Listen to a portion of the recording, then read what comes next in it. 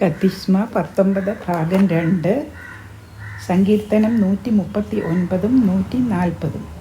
സങ്കീർത്തനം 139 സംഗീത പ്രമാണിക്ക് ദാവീദിൻ്റെ ഒരു സങ്കീർത്തനം. ദ ഹൗണ്ട് ഓഫ് ഹെവൻ എന്ന് പറയുന്ന ഫേമസ് പോയം ഈ സങ്കീർത്തനത്തിനെ ബേസ് ചെയ്താണ് എന്ന് നമുക്ക് അറിയാം. യഹോവേ, നീ എന്നെ ശോധന ചെയ്ത് അറിഞ്ഞിരിക്കുന്നു. ഞാൻ ഇരിക്കുന്നതും എഴുന്നേൽക്കുന്നതും നീ അറിയുന്നു.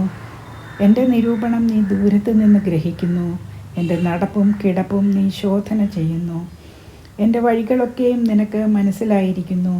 യഹോവേ, നീ മുഴുവനും അറിയാതെ ഒരു വാക്കും എൻ്റെ നാവിന്മേലില്ല.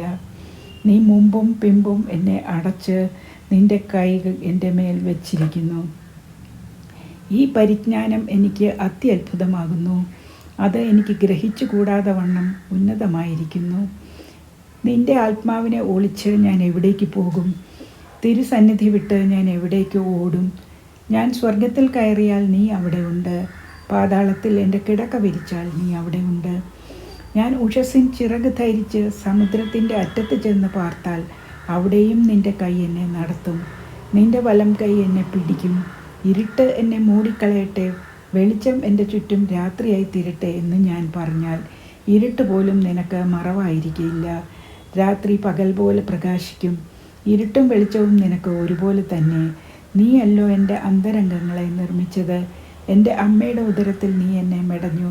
ഭയങ്കരവും അതിശയവുമായി എന്നെ സൃഷ്ടിച്ചിരിക്കയാൽ ഞാൻ നിനക്ക് സ്തോത്രം ചെയ്യുന്നു. നിൻ്റെ പ്രവൃത്തികൾ അത്ഭുതകരമാകുന്നു. അത് എൻ്റെ ഉള്ളം നല്ലവണ്ണം അറിയുന്നു. ഞാൻ രഹസ്യത്തിൽ ഉണ്ടാക്കപ്പെടുകയും ഭൂമിയുടെ അധോഭാഗങ്ങളിൽ നിർമ്മിക്കപ്പെടുകയും ചെയ്തപ്പോൾ എൻ്റെ അസ്ഥികൂടം നിനക്ക് മറവായിരുന്നില്ല. ഞാൻ പിണ്ഡാകാരമായിരുന്നപ്പോൾ നിൻ്റെ കണ്ണ് എന്നെ കണ്ടു. നിയമിക്കപ്പെട്ട നാളുകളിൽ ഒന്നും ഇല്ലാതിരുന്നപ്പോൾ അവയെല്ലാം നിൻ്റെ പുസ്തകത്തിൽ എഴുതിയിരുന്നു. ദൈവമേ, നിൻ്റെ വിചാരങ്ങൾ എനിക്ക് എത്ര ഘനമായവ! അവയുടെ ആകത്തുകയും എത്ര വലിയത്! അവയെ എണ്ണിയാൽ മണലിനേക്കാൾ അധികം. ഞാൻ ഉണരുമ്പോൾ ഇനിയും ഞാൻ നിൻ്റെ അടുക്കലിരിക്കുന്നു. ദൈവമേ, നീ ദുഷ്ടനെ നിഗ്രഹിച്ചെങ്കിൽ കൊള്ളായിരുന്നു. രക്തപാതകന്മാരെ എന്നെ വിട്ടുപോകുവിൻ. അവർ ദ്രോഹമായി നിന്നെക്കുറിച്ച് സംസാരിക്കുന്നു. നിൻ്റെ ശത്രുക്കൾ നിൻ്റെ നാമം വൃഥാ എടുക്കുന്നു. യഹോവേ, നിന്നെ പകയ്ക്കുന്നവരെ ഞാൻ പകയ്ക്കേണ്ടതല്ലയോ? നിന്നെ എതിർത്ത് നിൽക്കുന്നവരെ ഞാൻ വെറുക്കേണ്ടതല്ലയോ? ഞാൻ പൂർണ്ണ ദ്വേഷത്തോടെ അവരെ ദ്വേഷിക്കുന്നു. അവരെ എൻ്റെ ശത്രുക്കളായി എണ്ണുന്നു. ദൈവമേ, എന്നെ ശോധന ചെയ്ത് എൻ്റെ ഹൃദയത്തെ അറിയണമേ. എന്നെ പരീക്ഷിച്ച് എൻ്റെ നിലവുകളെ അറിയണമേ. വ്യസനത്തിനുള്ള മാർഗം എന്നിൽ ഉണ്ടോ എന്ന് നോക്കി ശാശ്വത മാർഗത്തിൽ എന്നെ നടത്തണമേ. ആമേൻ. സങ്കീർത്തനം 140 സംഗീത പ്രമാണിക്ക് ദാവീദിൻ്റെ ഒരു സങ്കീർത്തനം. യഹോവേ, ദുഷ്ടമനുഷ്യൻ്റെ കയ്യിൽ നിന്ന് എന്നെ വിടുവിച്ച് സാഹസക്കാരൻ്റെ പക്കൽ നിന്ന് എന്നെ പാലിക്കണമേ. അവർ ഹൃദയത്തിൽ അനർത്ഥങ്ങൾ നിരൂപിക്കുന്നു. അവർ ഇടവിടാതെ യുദ്ധത്തിന് കൂട്ടം കൂടുന്നു. അവർ സർപ്പം പോലെ തങ്ങളുടെ നാവുകളെ കൂർപ്പിക്കുന്നു. അവരുടെ അധരങ്ങൾക്ക് കീഴെ അണലി വിഷമുണ്ട്. യഹോവേ, ദുഷ്ടൻ്റെ കയ്യിൽ നിന്ന് എന്നെ കാക്കണമേ. സാഹസക്കാരൻ്റെ പക്കൽ നിന്ന് എന്നെ പാലിക്കണമേ. അവർ എൻ്റെ കാലടികളെ മറിച്ചു കളവാൻ ഭാവിക്കുന്നു.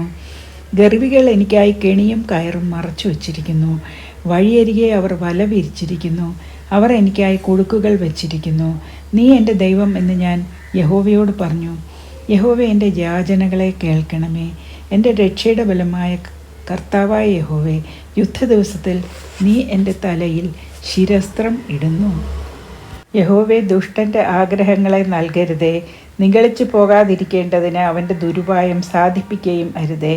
എന്നെ വളഞ്ഞിരിക്കുന്നവരുടെ തലയോ അവരുടെ അധരങ്ങളുടെ ദ്രോഹം അവരെ മൂടിക്കളയട്ടെ. തീക്കനൽ അവരുടെ മേൽ വീഴട്ടെ. അവൻ അവരെ തീയിലും എഴുന്നേൽക്കാതെ വണ്ണം കുഴിയിലും ഇട്ട് കളയട്ടെ. വാവിഷ്ഠാണക്കാരൻ ഭൂമിയിൽ നിലനിൽക്കയില്ല. സാഹസക്കാരനെ അനർത്ഥം നായാടി ഉന്മൂലനാശം വരുത്തും. യഹോവ പീഡിതൻ്റെ വ്യവഹാരവും ദരിദ്രന്മാരുടെ ന്യായവും നടത്തുമെന്ന് ഞാൻ അറിയുന്നു. അതേ, നീതിമാന്മാർ നിൻ്റെ നാമത്തിന് സ്തോത്രം ചെയ്യും. നേരുള്ളവർ നിൻ്റെ സന്നിധിയിൽ വസിക്കും. ആമേൻ. ഇവിടെ 2ാം ഭാഗം അവസാനിക്കുന്നു.